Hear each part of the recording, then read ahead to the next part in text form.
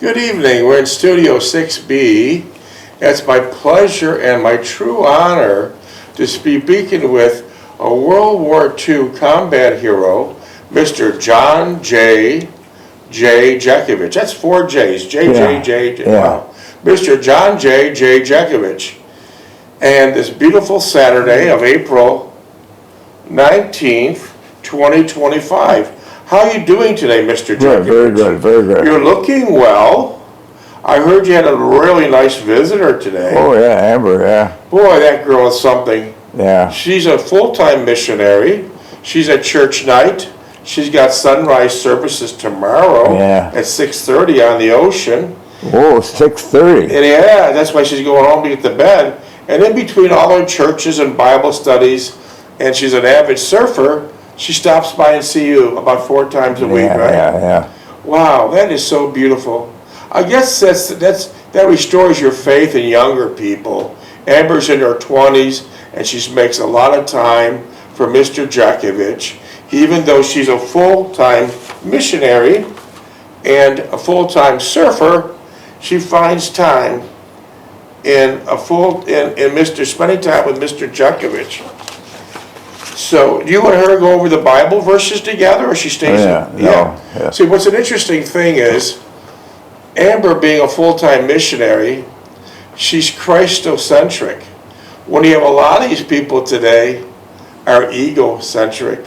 Yeah. And what that means is they don't give a crap about no one but themselves. Yeah. But when you're a full-time missionary, you care and you love and you have empathy for everybody. Yeah. And doesn't that exactly what Amber does? Yeah. Yeah. So being this is Saturday, April 19th, let me explain that those who aren't Roman Catholics, like Mr. Jeckovich is a devout Roman Catholic, what today is. What was Jesus doing on Holy Saturday? I'll briefly tell you. Holy Saturday is a special day in the Catholic Church. It is a day between Good Friday and when Jesus died and Easter. When he rose from the dead, it's appropriate time to reflect on the meaning of what we profess in the Apostles' Creed. It's all in the Apostles' Creed. After Christ's death, he descended into hell. According to the catechisms of the Catholic Church, the word hell is a name given in the scripture to the home of a dead person who were deprived of the vision of God. It goes on to explain that the descent to hell is the last phase of Jesus' mission. The Catechism states, Roman Catholic, in its human and soul united to its divine person, the dead Christ went down to the realm of the dead. He opened the heaven's gate for just who had gone before him. So there it is. We're the day before Easter Sunday. Yeah, we're the day before Easter Sunday. It's a very important day. By the way, Mr. Jeckovich was from Company H, the 2nd Battalion of the 291st Regiment of the 75th Infantry Division of the U.S. Army during World War II. Mr. Jeckovich lives by the motto, he's got 2 doctors, his left leg and his right leg. You jogged for 80 years. Yeah. That's your prescription. Yeah. By the way, Mr. Jeckovich never took a prescription or a vitamin in his life. He jogged for 80 long years, and he never smoked or he never drank. Even though when he was in World War II, the Red Cross was passing out to the teenage combat vets cigarettes like candy bars, right? Yeah. They passed them out. Yeah. So if the war didn't kill you, or if you didn't get wounded, 30 years later the smoking did.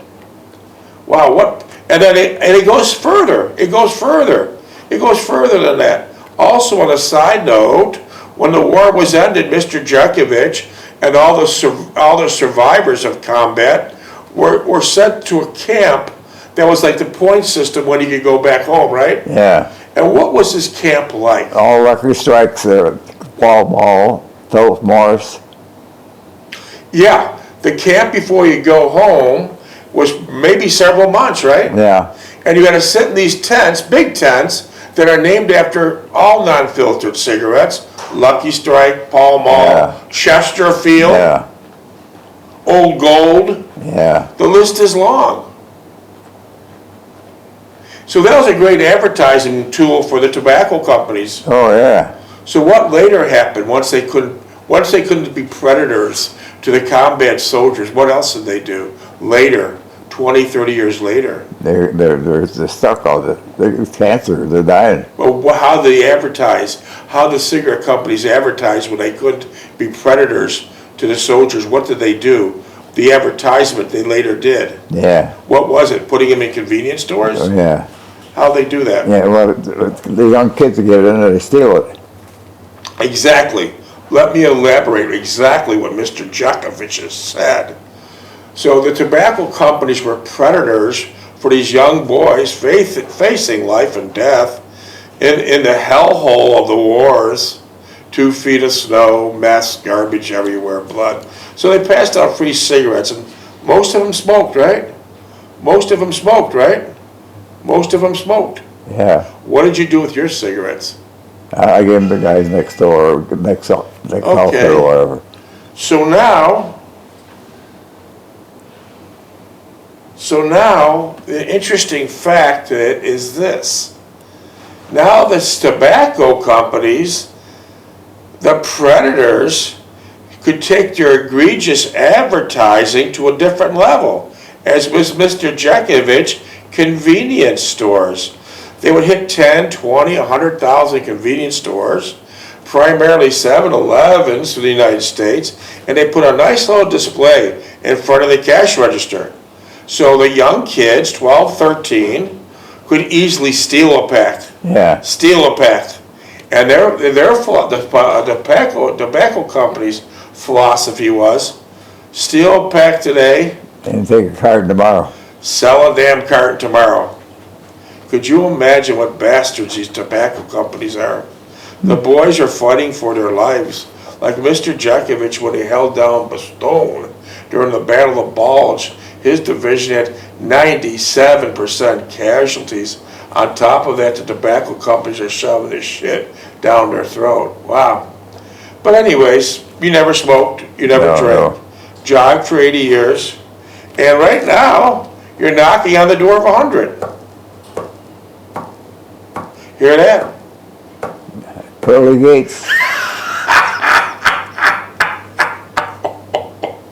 The pearly gates. Pearly gates. What do you think when a person dies, what happens? They just get cremated or whatever. And where do they go?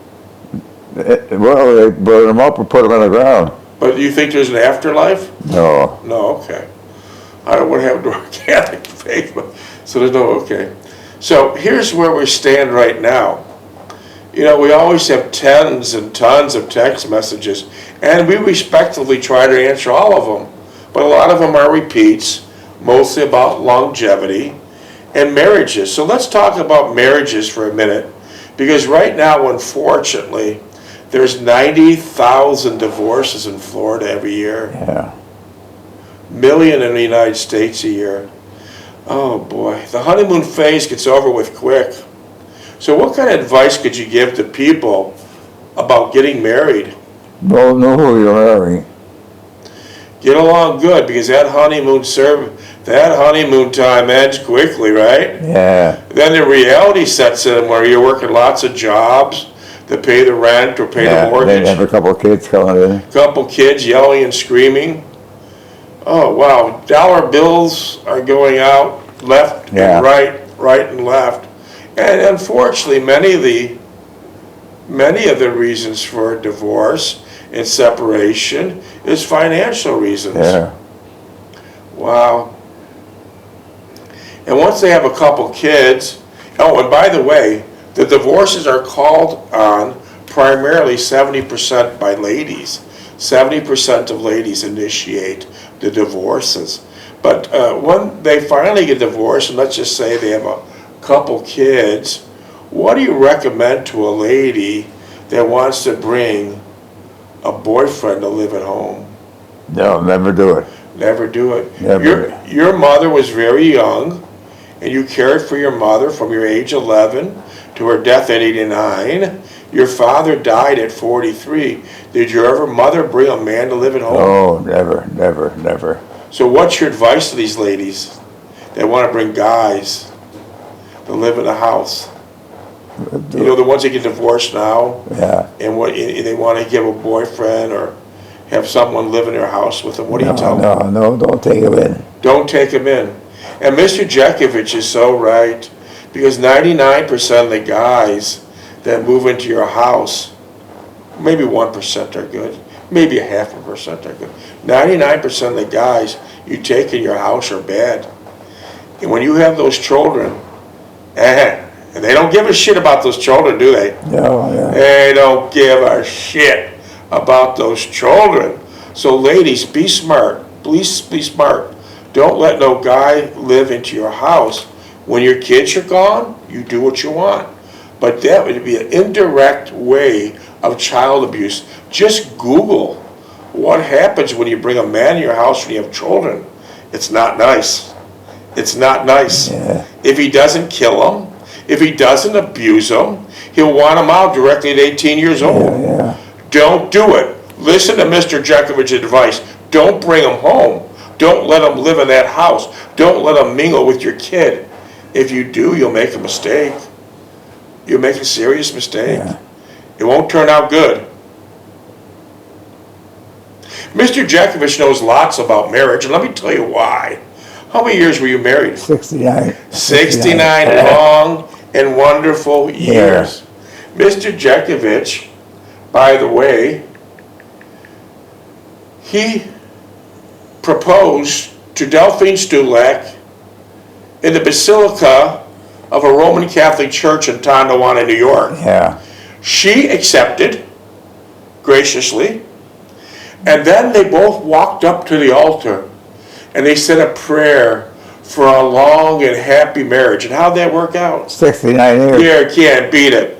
Now, Mr. Jeckovich's book is not for sale. He doesn't need money. He doesn't care about that. The book is to give people advice from him being 100 years old. Mistakes he's possibly made, to give advice for you to have a better life. Yeah. So here's some of the excerpts of his book that I've taken pertaining to marriage. Because marriage is very, very serious. And if you get the wrong guy, you're screwed. Yeah, You're screwed. yeah. Because a honeymoon ends quickly. Here's some of the excerpts I pulled from him for a happy marriage. Communicate openly and often, right? Yeah. Never stop dating your spouse. Always keep it fresh. Be quick to forgive and slow to anger, right? Yeah. Yeah. Don't keep score. Marriage is not a competition. Respect each other, even in disagreements, right? Oh, yeah. Yeah. Prioritize your partner over everything else. A lot of people don't prioritize their partner. I gotta go golfing, I gotta go fishing, I. Prioritize your spouse above everything else. Here we go, some more things I pull out. Celebrate each other's growth and wins. Speak kindly. Your words shape your relationship, right? Yeah. Speak kindly. Be honest even when it's hard. Even when it's hard, lay it out. Let's get it out in the open. Tell the truth. Because remember, what goes behind closed doors always comes out in the open, right? Yeah. What goes behind closed doors always comes out in the open. So lay it out there. Get it out. This is Mr. Jeckovich's ideas we extracted from the book. Make big decisions together. Big decisions together. That's important. Like if you're going to buy a house for the family, you just don't do it. You get together. Oh, yeah, talk about it. And make big decisions. Yeah. Have each other's back in public and private. Laugh often and lightens every burden. Apologize when you're wrong. A lot of people simply can't apologize. It should be simple, but it's not. Choose love daily, especially on the hard days. These are all great things I pulled from the book. Always say I love you before ending each day. How many notes, even in your 90s, did you write to your wife? How many beautiful love notes? Oh, I got the little tabs all over. Yeah. Yeah. Beautiful love notes. Even in his 90s, Mr. Jeckovich was writing love notes to his beautiful wife, who passed away on August 14th, 2020. Never involve outsiders in your private issues. That's very important. Never involve outsiders in your private issues. If you have problems at home, husband and wife, you keep it together. Yeah. A lot of these ladies working in these offices, and they're crying on some guy's shoulder. Yeah. And that guy doesn't give a shit. He wants to pick up the pieces and take advantage of a situation. I assure you of that. So keep your problems private. Damn right. Show appreciation for little things. Don't you show appreciation to Delphine on little things? Oh, yeah. Yeah. Give each other space to grow individually. Delphine had the house, and you were back in the workshop doing your thing. Yeah. So even though you're there, you give each other space, right? Oh, yeah. It's fucking very important. Space. Don't compare your marriages to others. Very important. All this bullshit with Facebook, this, that, and how happy I am. Don't compare your marriages with all this nonsense on the internet, because it's all bullshit. Don't even think about it. Don't compare. Be your partner's peace, not her stress. So we have your partner, let that person be, and you be her peace, not her stress, not her headache. Protect your relationship from ego and pride. Ego, pride are the devil's work. Egocentric is the devil's work. Don't get involved and let your ego and pride take over it. Those are all sins, by the way. Be present, not just physically, but emotionally. Here's a big one. Talk about money openly and plan together. Money. 97% of all divorces are due to money. Yeah. That big evil money. Wow. Money. Handle problems as a team, not opponents. These are all beautiful things I pulled. Flirt with your spouse just like you just met. And that's all the notes that you sent to Delphine. That was darkly flirting. Yeah. That was very nice. Celebrate anniversaries, no matter how small. Learn each other's love language and speak it often. Here's a very important part. Keep God at the center of your bond. Keep God. Yeah, if you have God at the center of your bond, believe me, you have a beautiful marriage. So you beat the system. You're married for 69 years. Yeah. No troubles, no separations, no divorces, no problems. And I hope a little bit rubs off on the people today. And I hope if they're thinking of getting married that they take a lot of good steps to make sure it starts off good. It starts off good, right? Yeah. Well, I'm gonna start reading your book. You're dating you're dating someone in Owensboro, Kentucky, and I want to. Her name is Ann Mahaney, and I want to pick up reading from there. But in order to open up this laptop, I'll need the passcode. 421965. And by the way, the passcode is Mr. John Jeckovich's dog tag number. That's a good example how sharp he is. Dog tag number as a teenager, and there you go. Yeah. Wow. Minutes, please. This She's not studio's here. costing She time. went out. She went out. What? Where the hell's the staff? I keep my back to the staff, and every time I keep my back to them, they skip out. Do you want a coffee? No, come on, I don't know. I have a staff to bring me coffee, and I guess I have to call Starbucks to get it delivered. Where did they go? Are these former government workers? Because government workers don't do dog shit, you know that. So every time I turn my back, I get into a reading, they're all gone. Yeah. All gone. Yeah. Remember the other day, the staff left and the tripod fell on top of me? Remember that? Yeah. The staff is gone. The tripod There she is. fell. Hey, what's the minutes there? 9.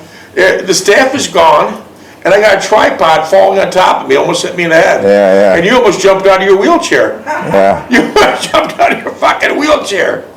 Okay, we got some staff back, thank God. 6 people on a break at one time. Whew. I got a lot of text messages. You feel like answering any? Yeah, go ahead. I'm go up to ahead. my ass in text messages. I really am. I really am up to my ass in text messages. You feel up to it? Oh, yeah, go ahead. Any of them that you don't like, just don't answer. We'll smooth it over. During your lifetime, Mr. Jeckovich, things have changed drastically. Did you use the yellow pages a lot? Yellow pages? Yeah. The phone book? Oh, yeah, when I needed a button number, I didn't know. Yeah, yeah. Yeah. What gives you butterflies in your stomach? When I had to do all the report in school and when I got married. Okay. Okay. Are you an overachiever or a perfectionist? Probably a perfectionist to Yeah. a point, yeah. Well, you did all your word work with great perfection, right? Yeah. Mr. Jeckovich, did you ever build a tree house? Yeah, what? Did you ever build a tree house? Tree house? Yeah. Yeah, I did, yeah. Would you ever consider living in a tree house? No, no, no. What animals scare you, Mr. Jeckovich? Dogs. Dogs, yeah. Were you ever bit by a dog? It's pretty close, pretty close. When was that? Oh, when I was a kid. Delivering newspapers? And delivering newspapers, I was throwing newspapers, he got upset, he wanted to get the papers. What kind of dog was it? St. Bernard. Oh, St. Bernards are mean fucking dogs. There's a big one too. People say that they're not, but I had experience with St. Bernards. Generally speaking, they're not nice. Yeah. They have a lot of genetic disorders. I'm sure I'm gonna get a lot of text on that, but it's true. Do your research.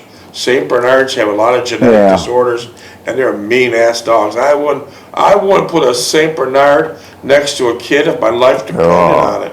So how close were you from being bit? Yeah. How close were you being? With that dog, yeah. But that was a newspaper. How big was this newspaper route? I went from East Falls Street all the way to Hyde Park. How many papers? How many papers? How many pages? How many papers did you deliver? 150. Wow, that was a big route. Yeah. And what was it, the Niagara Gazette? No, the unit was Sinski, the Polish paper. Wow. They had that many Polish people in your neighborhoods? Oh, yeah. Did your mother get it? Oh, yeah, she went to the obituaries all the time. So the only thing she did was read the obituaries. Yeah. Did she know most of the people that died? Oh, yeah. Wow. Did the people pay you good? No, they were hard to pay. They say they get memory loss. I paid you. I said, no, you didn't pay me. they get memory loss when they think they paid you. Yeah. But if you shorted them $1, they'd have a great mind. They want the paper though. Yeah. Did they all speak Polish to you or English? What? Did they speak English to you or Polish?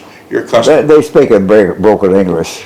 So, but you don't have an accent, and please tell us why you don't have an accent.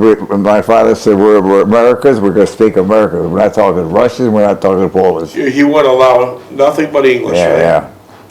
Did your neighbors on Orleans Avenue? Oh, that Belinsky next door had a terrible accent. How'd he sound? Yeah, they talked, oh, yeah. Do you think there's still a lot of people in Niagara Falls that have Polish and Italian accents? Oh, yeah. Or do you think they're all gone?